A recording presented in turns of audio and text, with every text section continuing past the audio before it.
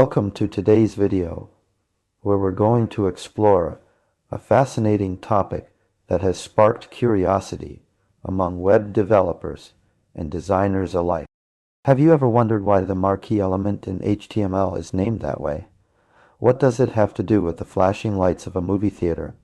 Marquee in this video, we'll delve into the history and reasoning behind the naming convention of the marquee element. By the end of this explanation, you'll not only understand the origin of the term, but also gain insight into how it relates to its functionality in HTML and CSS. To begin with, let's take a step back in time and imagine yourself walking down a busy street in the 1920s. The streets are lined with magnificent movie palaces, each trying to outdo the other in grandeur and spectacle. One of the most striking features of these theaters is their marquee, a large ornate sign that wraps around the entrance, displaying the title of the current film in bold letters. These marquees were designed to be eye-catching, with flashing lights and moving parts that created a sense of energy and excitement. Fast forward to the early days of the web, when developers were experimenting with ways to create dynamic, attention-grabbing content on websites.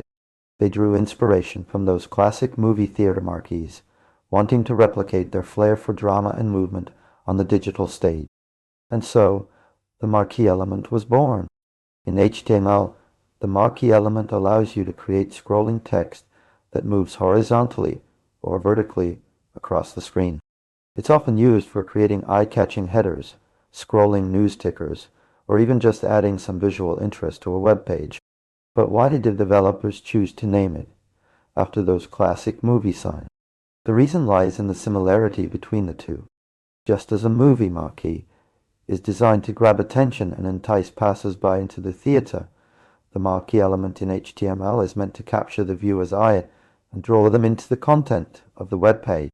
The scrolling motion is meant to evoke that same sense of energy and movement, creating a dynamic experience for the user. To recap, we've explored the origins of the marquee element in HTML and its connection to classic movie theater signs. Here are the key points to remember. The marquee element was named after the ornate signs found outside movie theaters in the early 20th century. These signs were designed to be eye-catching and attention-grabbing, with flashing lights and moving parts. Developers drew inspiration from these classic marquees when creating dynamic content for the web. The marquee element is meant to evoke a sense of energy and movement, capturing the viewer's eye and drawing them into the content. And that's it.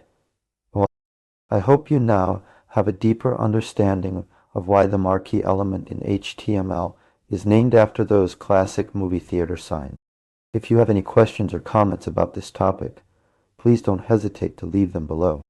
Don't forget to like and subscribe for more content on web development and design. We'd love to have you join our community. Thanks for watching, and we'll see you in the next video.